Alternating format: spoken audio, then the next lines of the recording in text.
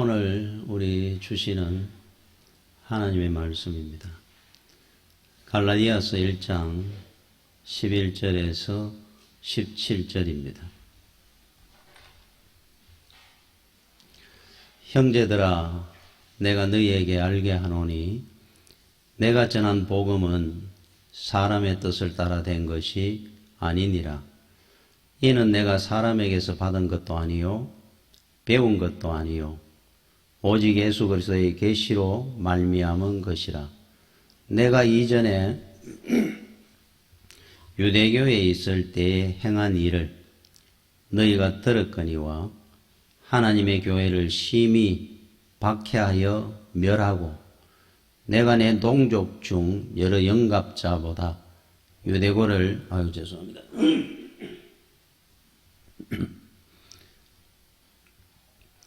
내가 내 동족 중 여러 영갑자보다 유대교를 지나치게 믿어 내 조상의 전통에 대하여 더욱 열심히 있었으나 그러나 내 어머니의 태로부터 나를 택정하시고 그의 은혜로 나를 부르시니가 그의 아들을 이방에 전하기 위하여 그를 내 속에 나타내시기를 기뻐하셨을 때에 내가 곧 혈육과 의논하지 아니하고 또 나보다 먼저 사도된 자들을 만나려고 예루살렘으로 가지 아니하고 아라비아로 갔다가 다시 다메섹으로 돌아갔노라.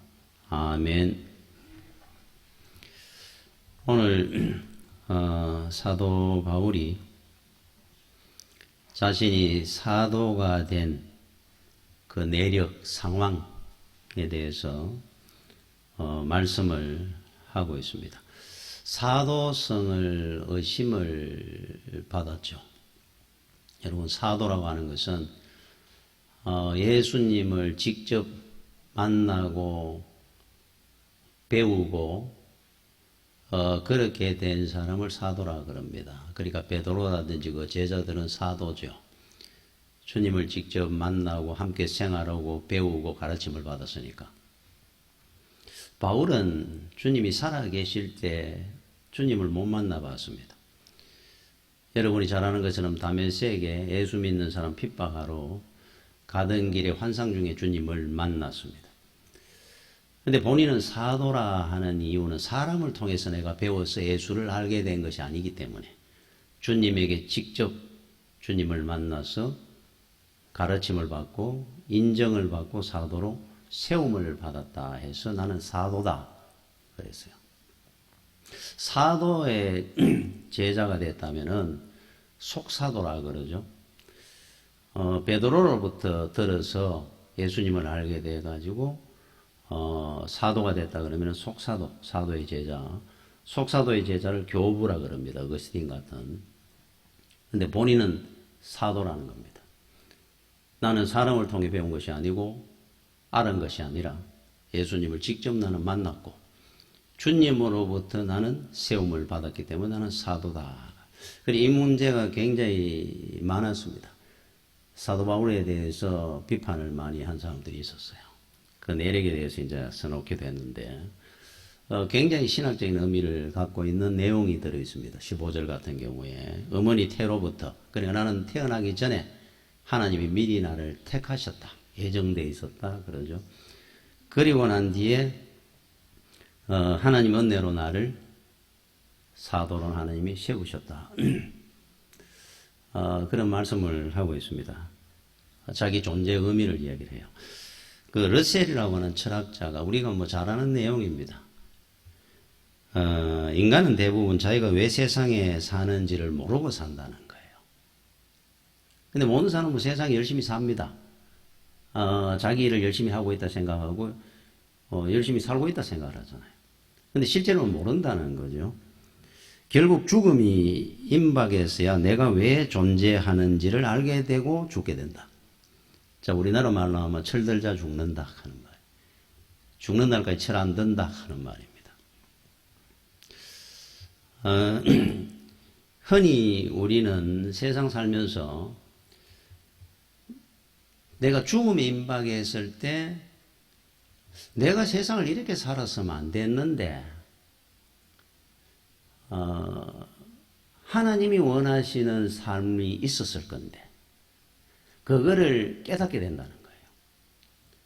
그러니까 이 땅에 살다가는 모든 사람은 후회하고 간다는 뜻이겠죠.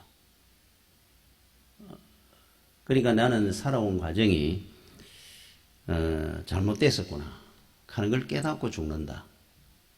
그랬다 그럽니다.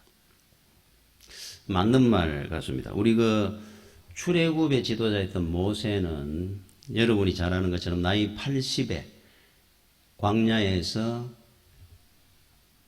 이 하나님으로부터 소명을 받고 정말 막대기 하나 들고 애굽의 히브리 민족 이스라엘 백성들을 애굽에서 해방시키기 위한 지도자로 출발합니다. 바로 앞에 10가지 재앙을 일으키면서 데리고 나오죠. 자, 모세의 일생은 앞에 40년 애굽의 왕자로 살던 40년, 그 다음에 광야 처가살이 할 때 40년, 그럼 80, 그 다음에 120까지 이스라엘의 출애굽의 지도자로 살다가 갔습니다. 딱 3단계로 딱. 하나님께서 모세를 이 땅에 보낼 때 이미 결정이 나 있었습니다. 모세는 출애굽의 지도자로 세우기 위해서 400년 애굽의 종된 생활을 마감시킬 자. 그래서 80년 전에 이 땅에 보낸 겁니다. 자기가 생각할 때는 모세, 강에서 건짐을 받았다 하는 이름인데 살기 위해서 그 당시에 히브리 아이들은 다 죽였을 때니까 노예 민족들이 번성할까 봐 그 시대에 태어나서 어머니가 갈대 상자에 살리려고 강에 띄웠는데 공주가 목욕을 하다가 보고 건져가지고 강에서 건져냈다 그래서 이름을 모세라 하고 키워서 양자로 삼고 애굽의 왕자가 됩니다. 자기가 생각할 때 우연이라 생각했을 수도 있을 겁니다. 하나님을 만나기 전까지는 운이 좋았다는 식으로. 그리고 히브리 민족을 위해서 뭔가 하나 해야 되겠다 그러다 사람을 죽이게 되고 도망을 이제 광야로 가고 거기서 이제 처가살이 40년을 하다가 하나님을 만나죠. 만나고서야 비로소 알게 됐을 겁니다. 지난 인생의 80년이 오늘의 나를 하나님께서 세우기 위해서 있었는 일들이구나. 내가 죽을 고비에서 갈대상자에서 그 사람의 마음을 움직여서 공주의 마음을 왕자로 세우셔서 지도자 교육을 받게 하시고 또 40년 동안 하나님을 만나는 시간, 훈련받는 시간을 갖게 하셔서 결국 마지막 40년 해방의 지도자로 하나님은 이 땅에 나를 보내셔가지고 그 날을 위해서 준비된 일들이었구나. 그럼 앞에 80년을 허살한 겁니다. 모르고 살았으면. 이제 알고 나고 나니까 알게 되는 거예요. 아브라함도 똑같습니다. 하나님께서 이 땅에 하나님의 나라를 만들기로 결정하시고 일단 한 사람을 축으로 한 가문을 또 한 민족을 세우셔서 이 나라에 이 세상에 하나님의 나라를 이루어가는 축으로 삼으셨던 믿음의 조상으로 아브라함을 세울 때 아브라함은 하란에서 갈대아우르에서 우상 장사를 했다고 합니다. 전설에 의하면. 그 당시에 신들이 많았어요. 뭐 10개, 100개, 1000개 있을 때. 그러니까 거기에 따르는 우상을 만드는 겁니다. 돌로 뭐 새긴다든지 해가지고. 이거 장사 굉장히 큰 사업입니다. 돈을 많이 벌었을 겁니다. 아버지 때도. 자, 그걸 물려받는다 생각하고 살았던 사람인데 하나님을 전혀 몰랐죠. 어느 날 하나님을 만난 겁니다. 꿈에. 내가 지시하는 땅, 가나안 땅으로 가라. 두려워서 떠났던 사람이에요. 하나님에 대해서 전혀 몰랐죠. 뭐 신학을 했습니까? 성경이 있었습니까? 안 가면 죽을까 싶어갖고 뭐 대단한 신이 역사를 하는구나. 그래서 이제 출발을 해가지고 가나안 땅 가는데 그래서 갈 바를 알지 못하고 갔답니다. 알고 간 게 아니고 가라 그러는데 안 가면 죽을까 봐. 내일이 어떻게 될지 몰랐던 사람이에요.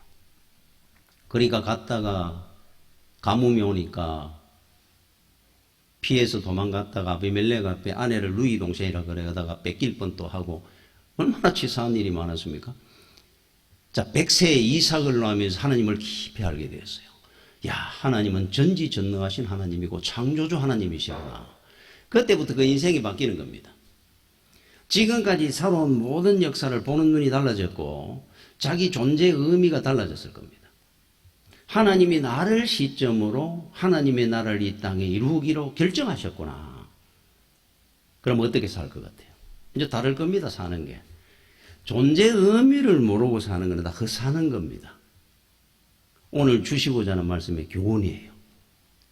자, 여러분들이 가져야 될 마음이 뭐냐? 첫 번째, 이 땅에 여러분들은 왜 태어났고 또 무엇을 위해서 우리는 살아야 되고 무엇을 위해 살다가 죽어야 되는지.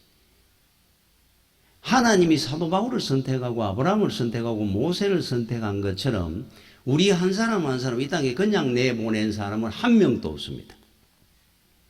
다 사명이 있고 하나님이 쓰시고자 하는 이유가 있어서 내보냈는데 이거 모르고 살다가 한다는 거예요. 이거를 알면은 여러분 인생이 달라질 건데 이거를 알자는 거죠.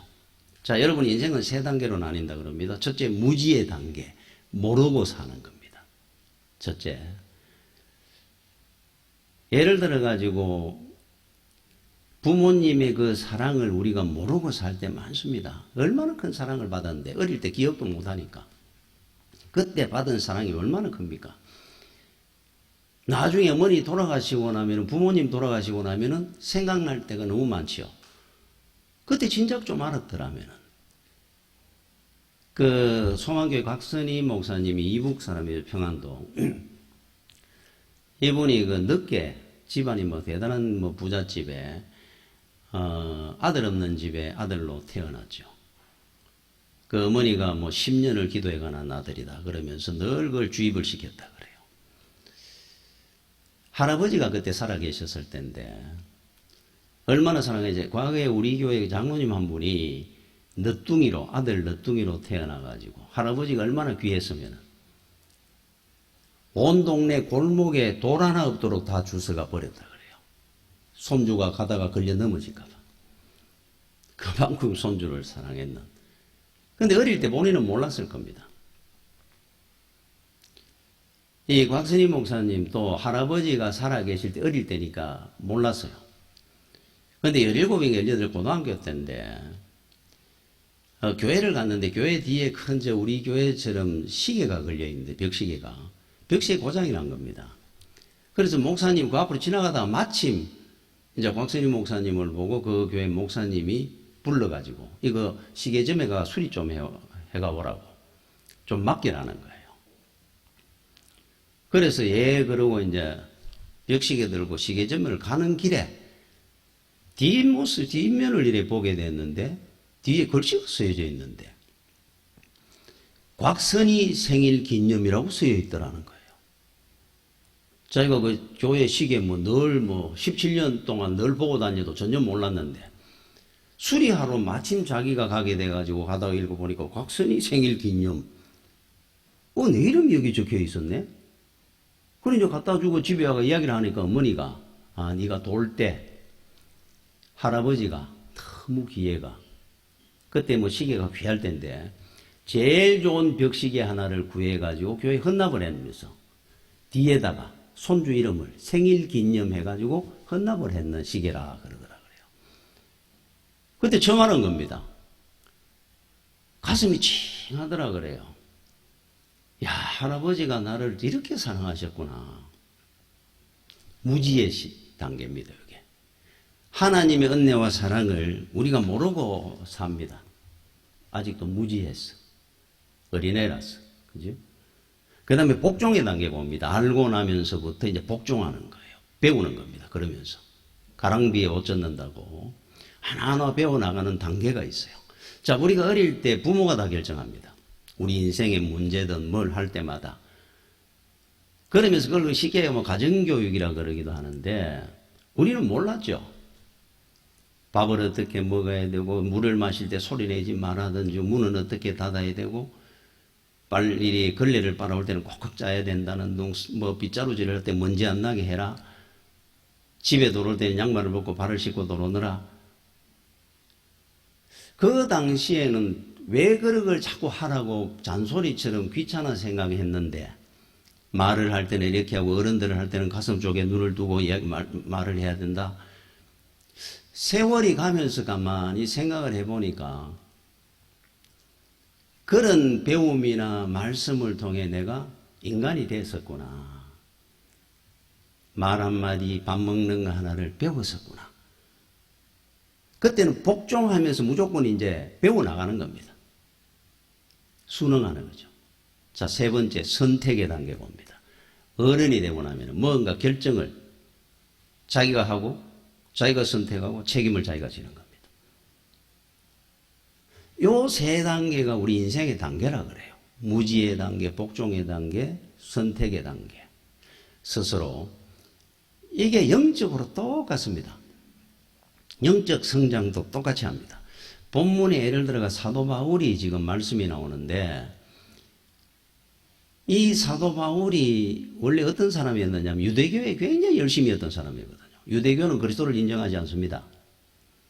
아직도 재림주가 안 왔다 생각합니다. 오는 날 끝이라 생각합니다. 그냥. 그러다 보니까 이단 교주로 알았어요. 무지의 단계입니다. 그래서 신실한 집사였던 스데반을 죽이는데 정인으로 썼던 사람입니다. 사도 바울이. 다마스커스에 예수 믿는 사람 죽이고 잡아오려고 가는 길에 주를 만납니다. 당신 누굽니까? 물었어요. 빛 가운데. 아무도 안 보이고 다른 사람은 들리지도 않았는데 자기 귀에만 들렸어요. 나는 네가 핍박하는 예수다. 그럽니다. 그 순간에 그 앞에 무릎을 꿇고 복종의 단계로 들어갑니다. 주께서 하는 일에 고개를 숙이고 순응하기 시작했어요. 그리고 마지막에 내가 주를 위해서 복음을 전하다 죽겠습니다. 선택을 합니다. 인생을.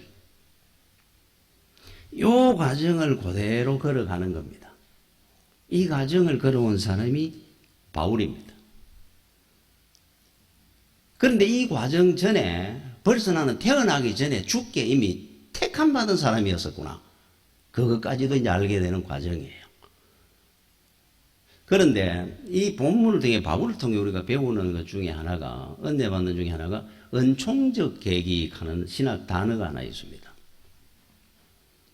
자, 바울은 다메섹에서 그리스도인을 핍박하러 가다 주를 만나죠. 그 은총적 계기가 엄청나게 큽니다. 은혜가. 그런데 우리 모든 사람에게 그런 단계가 있어요. 그냥 우리가 이래 살아가다가 집안에 예수를 믿다 보니까 자동으로 이래 믿는 사람도 있지만 대부분 어떤 계기를 통해 그렇게 믿는 사람 중에도 섣불게 예수를 믿다가 어느 결정적인 사건을 통해 신실하게 믿게 되는 경우가 있지 않습니까? 이거 은총적 계기입니다. 이게 다. 어떤 분 그 이야기를 들으니까 이 결혼하기 전에 이 남편 되는 분이 그 아내 되는 분을 그렇게 따라다녔다 그래요. 몇 년을. 근데 이제 제일 결혼에 이제 방해되는 게 뭐냐면 예수를 안 믿는 겁니다. 이 남자가. 그래서 아내 되는 사람이 결혼을 안 하겠다 그러고 이제 하다가 나중에 약속을 하게 됐다 그래요. 그러면 결혼을 할 테니까 당신 예수 믿겠느냐? 믿겠다는 겁니다.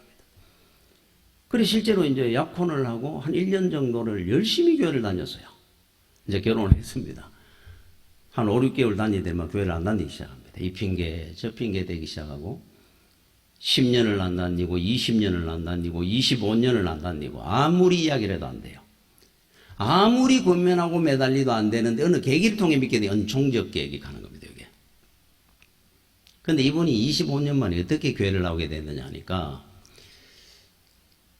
애를 못 낳다가 결혼해가 한 5년 만에 아들을 낳았는데 외동아들.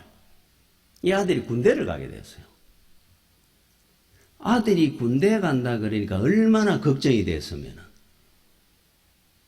그 마지막 주에 아들 데리고 교회를 왔더랍니다. 목사님한테 기도해달라 그러면서. 그때부터 제대하는 날까지 열심히 교회를 나오고 그만 그걸 계기로 해가 예수를 잘 믿게 됐다 그래요. 그래서 이분은 제가 이렇게 보니까 마음이 굉장히 여리고 약한 분 같아요. 뭐 그 정도 같으면 예수 잘 믿을 것 같아요. 아들이 군대에 가는 것 때문에도 은총적 계기로 예수를 믿으니까. 여러분, 제가 이야기했던 그 정건모 박사 같은 얼마나 머리 좋고 천재입니까? 23살은 뭐 미국에서 물리학 박사가 된 사람이고, 우리나라 총장, 대학 총장도 했고, 과기부 장관도 했던. 이분은 집안 예수 믿는 집안이었는데 예수를 제대로 안 믿었어요. 워낙 자기가 똑똑하고 뭐 잘났는데, 그러다가 외동아들이 갑자기 급성 간염이 와가지고 얼마나 위급해졌느냐 하니까 황달이 오다가 흑달까지 오면서 오늘 밤 넘기기 어렵습니다. 판정이 났습니다. 아들 죽는다 그러는데, 자기가 아무리 똑똑한들, 머리가 좋은들 아들 살릴 방법이 없잖아요. 내 능력이 아무것도 아니구나. 그래 교회, 병원 안에 있는 교회에 무릎을 꿇습니다. 하나님, 제가 이때까지 예수 제대로 안 믿었습니다. 이번에 내 아들 살려주시마. 오늘 밤 못 넘긴다 그러는데 제 평생에 하나님 앞에 새벽 기도하면서 예수 정말 잘 믿겠습니다. 한 번만 살려주십시오. 아침 되니 애가 화색이 돌아오고 일어났어요. 평생 독실한 크리스찬이 됐습니다. 이 사람은. 자, 아들이 죽을 병에 갑자기 걸린 것이 은총적 계기입니다. 하나님의 은혜로운 계기란 말이에요. 실제로는. 그게 나의 불행이 아니고.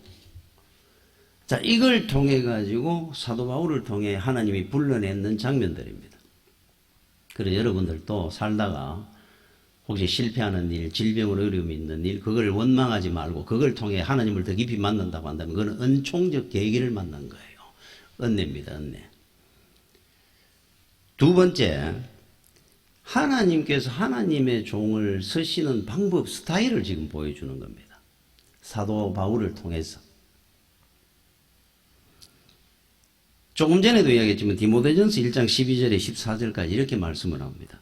나를 능하게 하신 그리스도 예수 우리 주께 내가 감사함은 나를 충성되이 여겨 내게 직분을 맡기심이니 내가 전에는 비방자요 박해자요 폭행자였으나 도리어 긍휼을 입은 것은 내가 믿지 아니할 때 알지 못하고 행하였습니다. 무지의 단계였으니까. 우리 주의 은혜가 그리스도 예수 안에 있는 믿음과 사랑과 함께 넘치도록 풍성하였도다. 은혜가 너무 컸습니다. 나의 나 된 것은 하나님의 은혜였습니다. 고백을 해요. 비방자, 폭행자, 박해자. 그 당시에는 그러면은 바울보다 신실한 사람이 없었겠습니까? 있습니다. 많았죠. 초대교회 성도들, 그 그리스도인들이 얼마나 참 숭배하는 믿음들이 있지 않습니까? 굳이 바울 같은 원수로 살던 하나님과 그를 선택해가 이렇게 귀한 종으로 이방인의 사도로 신약의 13편이나 쓰는 이런 위대한 사도로 하나님이 굳이 만들 필요가 있었을까? 괜찮은 사람 10명, 100명, 1000명 있을 건데 하나님께서 하나님의 종을 들어 쓰실 때 방법이 이 방법을 선택하실 때가 참 많습니다. 자, 그렇다고 한다면은 여러분들은 스스로 생각할 때 여러분은 어느 편에 속한다 생각합니까? 나는 신실한 사람의 손에 그래도 난 속한다. 아니면은 나도 사도 바울처럼 하나님과 원수된 사람이었다. 무지하고 부족하고 모자라고. 그런데 하나님께서 나를 굳이 쓰셔서 내가 은혜 안에 오늘까지 살아왔습니다 라고 여러분은 고백하는 사람인지, 아니면은 내가 그래도 다른 사람보다 법 없이 사는 사람이고 내가 열심히 살고 신실하게 예수 믿었던 사람이니까 오늘 은혜 가운데 믿음의 길 가는 것은 당연하지 않을까. 두 종류 중에 한 사람이겠죠, 우리는. 그런데 하나님이 쓰는 방법이 주로 이쪽을 많이 씁니다. 바울 같은 사람. 여러분, 세상에는 세상의 논리가 있어요. 약육강식이라 그러죠. 강자의 역사입니다. 승자의 역사입니다. 어느 나라가 어느 나라를 지배하게 되면은 역사도 다 바꿔봅니다. 자기 편에서. 저건 전부 악하고 나쁘고 자기들은 선하고. 이 세계 역사지 않습니까? 어느 영웅이 하나 탄생하면은 그 영웅의 영웅담 전설을 만들어내기도 합니다. 영웅을 더 영웅화시키기 위해서. 이게 세상의 논리입니다, 이거는. 여러분, 중국에 한나라의 이광장군이라는 영웅이 있었어요. 대단한 사람입니다. 이 사람은 특별히 활에 굉장히 능한 사람이라 가지고 그 사람에 대한 그 영웅담들이 많습니다. 예를 들면 이 사람이 산길을 가고 있는데 밤에 호랑이를 만났다는 겁니다. 빨리 활을 깨내고 화살을 꽂아가지고 활을 쐈어요. 그리고는 지나갔는데 아침에 보니까 그 화살이 큰 바위를 관통해가 뜰었더라. 이광 장군에 대한 영웅담입니다. 그러니까 이광 장군은 활을 얼마나 대단하게 잘 쏘는지 그 화살이 성벽을 뚫고 들어가가 사람을 죽인다는 겁니다. 옛날에 저 듣기로 좀도 그런 이야기를 하겠죠. 북한에는 김일성 주석이 뭐 축지법을 써 하루에 천리길을 간다. 이런 걸 만들잖아요.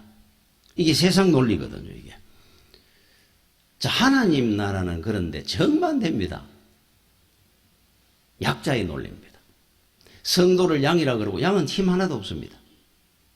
날카로운 뭐 발톱도 없고 이빨도 없고 빨리 달릴 줄도 모르고 눈도 어둡고 전혀 전투력이 없습니다. 야생성이 전혀 없습니다.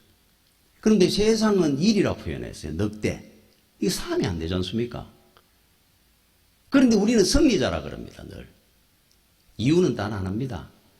하나님이 영원한 강자시니까. 주님은 영원한 승리자시니까. 만왕의 왕이시니까. 주와 함께하기 때문에 우리는 영원한 승리자가 될 겁니다. 그런데 우리는 이 땅에 화는 약한 자예요. 또 그렇게 살아라 그럽니다. 심리 가자 그러면 오리 가자 그러면 심리 가지고 그도 따라가면 속옷도 주고 왼밤대로 오른밤 대주고 이 약자의 논리의 세계거든요. 그래서 성경에 나오는 인물들 한번 보십시오. 위대한 영웅들. 예를 들면 다윗. 참 얼마나 대단합니까? 이 정도 되면 굉장한 영웅담을 만들었을 수 있을 것 같아요. 그런데 여러분 다윗 이야기를 읽어보다 보면 어디에 탁 걸립니까? 야, 이 사람 대단하구나 믿음이 그러다가 바세바 사건에 탁 걸립니다.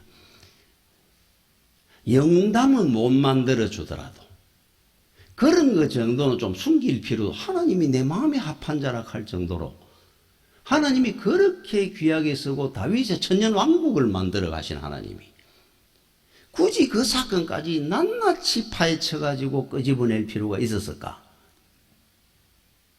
우리 신앙의 모델인데 그분이. 심지어 여러분 마태복음 1장에 그리스도의 족보가 쫙 나옵니다. 그때 뭐라고 기록해놓은 줄 압니까? 다윗은 우리아의 아내 바세바거든요. 우리아의 아내에게서 솔로몬을 낳고 일어났어요.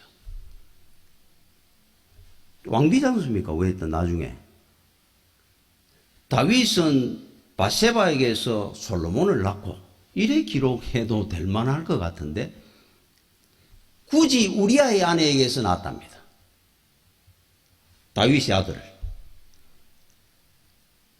영원토록 그 치욕적인 이야기를 하나님은 밝혀냅니다. 그 영웅을 끄집어내가 빨가벗기 넣습니다. 아브라함도 그랬고 영웅담이라 하는 게 없습니다. 아예 막 바닥에 내려놓습니다. 하나님. 약자의 논리입니다. 하나님의 나라는. 그래서 고린도전서 1장 26절 29절까지 형제들아 너희를 부르심을 보라. 육체를 따라 지혜로운 자가 많지 아니하며 능한 자가 많지 아니하며 문벌 좋은 자가 많지 아니할도다. 그러나 하나님께서 세상에 미련한 것들을 택하사 지혜 있는 자들을 부끄럽게 하려 하시고 세상에 약한 것들을 택하사 강한 것들을 부끄럽게 하려 하시며 하나님께서 세상에 천한 것들과 멸시받는 것들과 없는 것들을 택하사 있는 것들을 폐하려 하시나니 이는 아무 육체도 하나님 앞에서 자랑하지 못하게 하려 하심이라. 31절에 기록된 바 자랑하는 자는 주 안에서 자랑하라 함과 같게 하려 함이라. 번데기 앞에 주름 잡지 마라 이 말이에요. 주님이 다 하신 일인데 무엇을 네가 자랑할 것이 있겠느냐. 그래서 하나님은 이미 주의 종을 세울 때 자랑할 것이 하나도 없는 백지들을 갖다가 모자라고 부족한 자를 들어서 강한 자를 부끄럽게 하면 하나님의 영광을 드러내실 것이다. 자, 그러면은 저와 여러분은 어떻게 해서 하나님 앞 부름받았겠습니까? 모자라고 부족한 자를 택하다 보니까 제일 끝에 순서대로 하나님이 세운 거예요. 혹시라도 좀 잘난 부분이 있으면은 내 잘나가 했다 그럴 사람 다 줄이내는 겁니다. 그래서 저희 어머니가 제가 고등학교 때 그 이야기를 했습니다. 밥을 먹다가 어머니 저는 어떻게 잘하는 게 하나도 없습니까? 그날 체력장 연습을 했거든요. 100m를 저는 여태까지 태어나가 100m를 20초 안에 끊어본 적이 없습니다. 21초, 22초 반중간 한번 다 친구들 다 들어가 버리고 달리기를 얼마나 못했는지. 그래서 제가 어머니한테 달리기 이야기를 하면서 잘하는 게 하나도 없는데 뭐 노래를 잘하나 뭐 머리가 좋으나 달리기 하나도 잘하는 게 없으니까 나는 왜 이렇게 잘하는 게 하나도 없습니까? 제 어머니가 그랬습니다. 괜찮다. 세상에 잘 못해도 네가 예수 잘 믿으면 하나님이 뒤로 돌아가는 날이 온다. 그럼 네가 1등 돼. 그럼 우리가 확실히 1등입니다. 뒤로 돌마. 친구들 전부 100m 다 들어갈 때 50m밖에 못 갔으니까. 뒤로 돌아 1등 될 거니까 걱정하지 마라. 하나님은 반드시 뒤로 돌아가는 날이 온다. 제가 뒤로 돌아 1등 된 목사니까 그래 뭐 잘하는 게 어디 있겠습니까? 그래서 제가 개척을 했을 때 울렁증이 있어가지고 저는 학교 다닐 때 발표하는 거 한 번도 못 해봤습니다. 그래서 제가 18번으로 제일 좋아했던 말씀이 뭔 줄 압니까? 누가복음 18장 27절에 사람이 할 수 없는 것을 하나님은 하실 수 있느니라. 야, 이 말씀이 얼마나 좋은지. 하나님이 나를 세울 때는 이유가 있겠지. 내 못하는 거 다 아실 건데 하나님이 하시겠다고 하시니까 나를 불러 세운단 말이구나. 이게 나의 위로였어요. 힘이었고. 나는 할 수 없지만 하나님이 하신다 그러니까. 제가 강대상 올라와가지고 설교하기 전에 앉으면 똑같은 기도를 31년째 합니다. 주여, 오늘도 두렵고 떨리는 마음으로 이 자리에 섰습니다. 저를 홀로 두지 마시고 주께서 나와 함께하여 주옵소서. 오늘도 나를 하나님의 말씀을 전하는 스피커로 사용해 주시고 오늘 이 재단에 나온 우리 성도들 한 사람도 그저 돌아가는 발걸음 없도록 그 심령을 성령님께서 역사하시고 은혜 가운데 주장하여 주시옵소서. 똑같은 기도를 저는 31년째 똑같이 하고 있습니다. 제가 그랬죠. 제일 좋아하는 찬송이, 제가 좋아하는 찬송이 많습니다. 고요한 바다로 뭐부터 해가지고. 그 중에 제가 개척했을 때 한 5년간 열심히 부르던 찬송이 하나 있어요. 지금도 저는 가슴이 찡합니다. 아마 여러분들한테 한번 제가 불렀던 기억이 나는데 375장 나는 갈 길 모르니 주여 인도하소서 아무것도 모르니 나를 가르치소서 아이같이 어리니 나를 도와주소서 마음심이 슬프니 나를 위로하소서. 이 찬송 얼마나 많이 부르는지 모릅니다. 나는 어린애 같으니까 주께서 나를 도와주시고 힘이 돼주시고 인도해 주십시오. 이 찬송이 얼마나 단순합니까? 그래서 좀 너무 은혜됐어요. 하나님께서 이런 사람을 들어서신다는 것이 저한테는 복이었고 은혜였습니다. 사도 바울을 통해 우리한테 주시는 가장 큰 교훈입니다. 여러분이 아셔야 됩니다. 은혜 받기를 원하십니까? 약한 자가 되시면 돼요. 나는 아무것도 할 수 없습니다. 제가 늘 그러지 않습니까? 나는 벽지입니다. 콘크리트에서 떨어지는 순간 나는 쉽게 찢어지고 물에 허물어지지만 벽에 붙어 있는 한 절대로 벽이 깨지지 않는 한 나는 찢어지지 않을 겁니다. 이게 은혜였지 않습니까? 은혜. 그죠? 하나님은 전략이 하나 있습니다. 골리앗을 쓰러뜨릴 때는 이쪽에 요압 장군 정도 내보내야 격이 맞잖아요. 장군은 장군끼리 붙어야지. 대단한 사람이 2m 90일 거인이 말을 타고 투구를 쓰고 창을 들고 오는데 제일 약한 사람 고릅니다. 하나님이. 15살 다윗.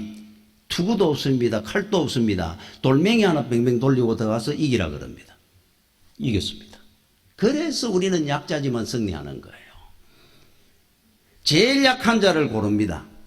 제일 무지하고 부족한 사람을 하나님은 찾습니다. 세상 강자를 무너뜨릴 때 하나님이 홀로 영광을 받으시는 거예요. 하만을 무너뜨리는데 왕궁 경비대에 있는 모르드게를 내보내고, 보십시오. 멋있지 않습니까? 내가 부족하다고 하나님 앞에 원망하고 좌절할 필요 전혀 없습니다. 15절에 이런 말씀이 나옵니다. 굉장히 신학적으로 내려온 내용이에요. 내 아버지의 태로부터 나를 택정하시고 그의 은혜로 나를 부르시니가. 저 언제 하나님께서 우리를 택했다는 겁니까? 이 땅에 태어나기 전에 이미 하나님은 나를 택하셨더라. 기억하십시오. 여러분 언제 예수를 만나셨? 나는 30살에 예수 믿었고 예수님 만났습니다. 하나님은 벌써 여러분이 이 땅에 태어나기 전에 만세 전에 여러분을 이미 만났고 알고 때가 돼가 이 땅에 보낼 때 하나님은 계획이 있고 섭리가 있어가지고 우리를 이 땅에 보내신 거예요. 돌 하나도 그저 있는 게 없다 그랬는데 여러분 인생이 그저 왔다 가는 인생 한 명도 없습니다. 어떻게 우리가 돌보다도 못하겠습니까? 그러면 여러분이 존재의 의미를 알고 살아야 됩니다. 지금부터. 그럼 여러분 삶이 달라질 겁니다. 지금 뭘 위해서 살고 있습니까? 죽을 때 후회한다 그러잖아요. 알렉산더 대왕이 얘기를 했죠. 옆에 조그마한 나라의 왕이 알렉산더한테 개를 한 마리, 사냥개 하나를, 멋있는 사냥개 한 마리를 선물을 했습니다. 사냥을 좋아하던 알렉산더가 이 사냥개 보기에도 멋있습니다. 데리고 사냥을 갔더니만은 노루가 뛰는데 움직이지도 안 합니다. 잡으라 그러는데. 토끼가 가는데도 가만. 이게 사냥개인지 똥개인지 이런 걸 나한테 선물을 했단 말이냐. 그래서 그 왕을 만났을 때 이야기를 한 거예요. 왕이 나한테 선물을 했던 게 토끼 한 마리도 못 잡는 저런 사냥개, 나한테 있는 사냥개만 해도 저거보다 훨씬 좋은 사냥개가 많은데 저런 개를 갖다 나한테 선물로 줬습니까? 아이고 폐하 무슨 말씀합니까? 그 사냥개는 토끼나 노루를 잡으려고 훈련시킨 개가 아니고 호랑이나 사자를 잡기 위해서 훈련을 시킨 개입니다. 호랑이를 만나면 불을 보듯이 뛰어나가지만은 토끼를 보고 움직이겠습니까? 그 사냥개가? 그러냐고. 크게 뉘우쳤다 그러잖아요. 지금 여러분들은 무엇을 위해 살고 있습니까? 왜 토끼를 보고 따라다닙니까? 지금 세상에. 우리를 하나님께서 어떻게 훈련시키고 왜 우리를 하나님께서 선택하신 줄 압니까? 만세전에 여러분 한 사람 한 사람을 호랑이를 잡아라고 내보낸 겁니다. 이 땅에 훈련을 시켜가. 여러분 인생 살아온 과정 한번 돌아보십시오. 있었던 일들 실패도 해봤고 건강의 어려움도 있어봤고 성공도 해봤고 이 모든 것들이 모세처럼 하나님은 사명이라는 호랑이를 잡으라고 내보낸 거예요. 뭐 눈에 보이는 토끼 잡으러 뛰다니고 노루 잡으러 뛰다닌다는 겁니까? 그 부끄러운 역사입니다. 성도로서. 그렇죠? 그 일을 위해서 하나님께서 언제 택하셨나? 이 땅에 우리가 태어나기 전부터 하나님은 계획이 있어서 이 땅에 보냈다 할 정도로 큰 계획을 하고 계시는데 우리 한 사람 한 사람한테 지금 여러분들이 존재의 의미를 바르게 아셔야 되고 지금 살아가면서 한번 돌아보십시오. 하나님이 나를 위해서 이 땅에 보낸 이유를 바꿔야 됩니다. 방향을. 제가 이야기 안 하고 마치겠습니다. 어떤 사람이 청년이 인류 건객이 되기 위해서 스승을 찾아갔어요. 스승을 만났습니다. 제가 얼마나 수련을 하면 인류 건객이 될 수 있습니까? 물었습니다. 그러니까 스승이 그렇게 이야기하는 10년은 해야 될 거다. 10년을 하면 인류 건객이 된다는 겁니다. 마음이 급합니다.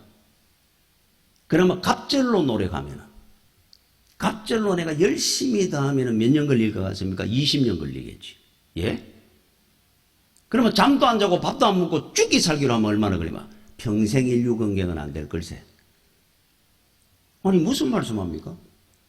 그냥 하면은 10년 걸리고 밥 열심히 하면 20년 걸리고 죽기 살기로 하면 평생 안 된다니요. 이 사람아, 인류 건객이 되려고 그러면은 가장 인류 건객만 된다고 그것만 목표에 내가 달리면 자네는 평생 인류 건객이 될 수 없어. 한쪽 눈은 인류 건객에 대해서 열심히 수련하고 한쪽 눈은 자네 자신을 돌아봐야 돼. 반성하면서 인격이 만들어져 가면서 그래야 인류가 되지. 죽어라 사나 눈앞에 있는 인류 건객이 되야지. 그러면 자네는 평생 인류 건객이 될 수 없네. 여러분, 세상만 보고 살면 인류 인생이 안 됩니다. 성공하고 승리할 것 같습니까? 망합니다. 죽습니다. 인류가 되기를 원하거든. 한쪽 눈은 주를 바라보고 하나님의 영광과 사명을 위해 살아야 돼요. 그리고 하나는 세상을 위해서도 열심히 사는 겁니다. 여러분은 인류 인생이 될 겁니다. 복된 길이고. 그거를 갈라디아서 사도 바울이 우리한테 교훈을 하고자 하는 겁니다. 우리는 만세전에 이미 하나님이 택해 놓은 자리가 있습니다. 그 자리 잊어버리고 여러분이 뛰면은 절대로 세상 복된 인생을 살 수 없습니다. 믿음의 길, 사명의 길을 잘 가는, 그리고 세상도 열심히 사는 여러분의 인생은 영원한 승리자가 될 줄로 믿습니다. 기도하겠습니다. 주여, 은혜를 감사를 드립니다. 오늘 우리 사도 바울처럼 정말로 세상의 비방자, 폭행자, 박해자였던 우리를 하나님의 종으로 삼으시고 이미 만세전에 우리를 선택하셔서 주의 귀한 사명자로 만들어주신 우리 주님의 그 크신 은혜를 생각하며 오늘을 살기를 원합니다. 믿음으로 늘 승리할 수 있도록 주여 인도하여 주시옵소서. 예수님 이름으로 기도드립니다. 아멘.